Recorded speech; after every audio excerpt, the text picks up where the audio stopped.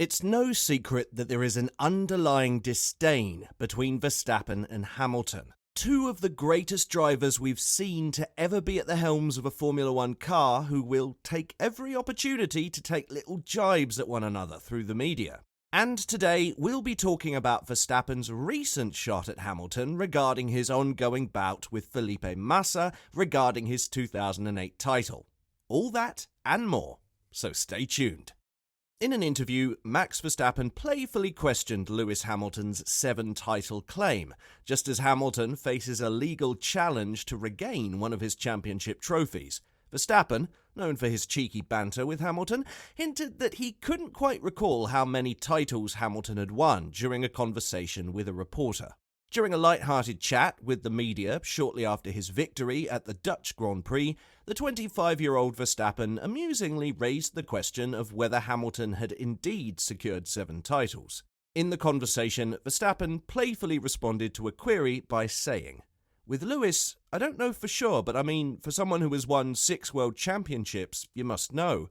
The journalist then chimed in, kindly correcting Verstappen's mistake and informing him that Hamilton had in fact clinched 7 titles in 2008, 2014, 2015, 2017, 2018, 2019 and 2020. With a smile, Verstappen then asked, "Are you sure it's 7, not 6? Before the reporter doubles down on his comment, challenging the 2-time world champion to look it up as it is in the history books. He then added with a smirk, saying, "I mean, I'm not very sure, I don't read Wikipedia." His last remark could have been a response to something Mercedes boss Toto Wolff said about Red Bull's Wikipedia stats, and it looks like Hamilton jumped into the heated exchange between these two fierce competitors. Since the incident in Abu Dhabi 2021, Verstappen and Hamilton have continuously taken jabs at one another, any chance they were given. The only thing that has changed is Mercedes isn't the team to beat anymore. A fact Red Bull's team principal Christian Horner believes gets swept under the rug. In his words, "Look, I don't want to get drawn into commenting on that. I think that Max, what he's doing is breaking records," said Horner. "He's driving at an unbelievable level, and I don't think there's anybody in the world right now that could beat Max Verstappen in this car, that's for sure.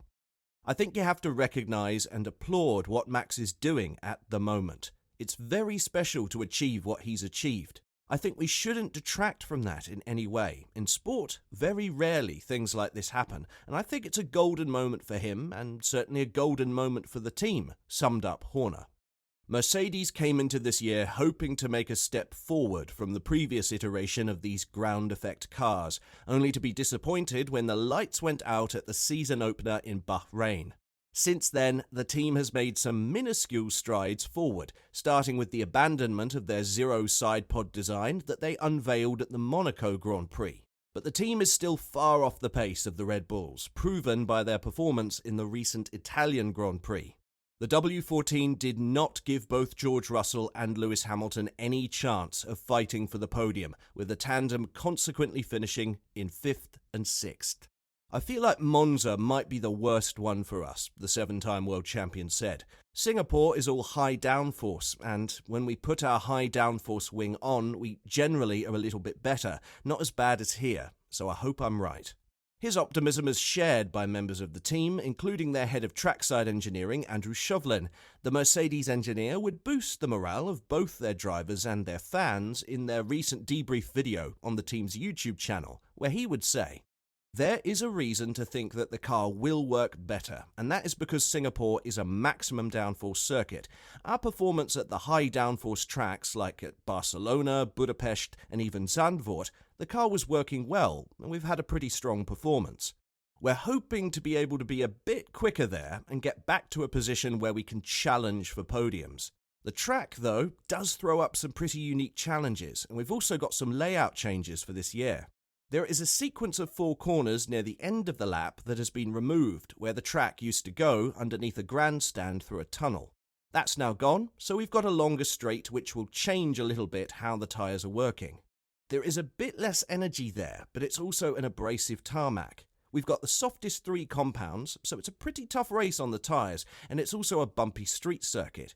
Added to that, the races run at night. Plenty of challenges for us to try and tackle then, but we are going there optimistic for a strong performance. Team boss Toto Wolff also has a positive outlook for the Singaporean Grand Prix. And he would say to the media, "From last year into this year, we need to be careful with our predictions. We could go high downforce, hooray, we'll be right behind Red Bull next week, but we don't know. That's the truth," he said. The teams from 2nd to 6th can be pretty close together. That's us, Ferrari, and McLaren and Aston Martin. But we are consistently scoring with 2 cars. We are solidly 2nd in the championship. Hopefully soon 3rd in the Drivers' Championship with Lewis. So we're delivering the best possible job considering the car's lack of performance. The Mercedes squad has said on multiple occasions that their end goal is to be at the sharp end of the competition, battling with Red Bull for race wins and potentially drivers' and constructors' championships. And to do so, they admittedly have a lot of work to do to make that vision into reality. In a recent interview, George Russell was asked what was on his wish list for the team's 2024 car.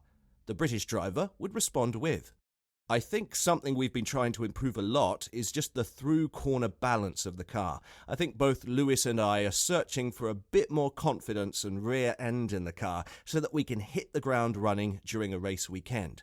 I think that's something that Red Bull have done a really great job of, allowing their drivers lap one of the weekend to go out, push to the limit, and in little fear of crashing the car or spinning out. So that's something where we're targeting, just improving that balance. But there's always marginal gains in many areas. If you can find half a tenth here, half a tenth there, suddenly you can add that up to a large chunk of lap time. That's just what we're working for at the moment." But even with a lengthy wish list, Russell would say that he likes his team's chances of taking the fight to Red Bull next season due to the massive strides both McLaren and Aston Martin have done this season, proving that it can be done. "Obviously, Red Bull are going to continue to improve. It's going to be difficult for sure," said Russell. "But we saw Red Bull catch Mercedes in the Mercedes era in 2021, and that was sort of unforeseen as well, as 2020 from Mercedes was a really dominant year.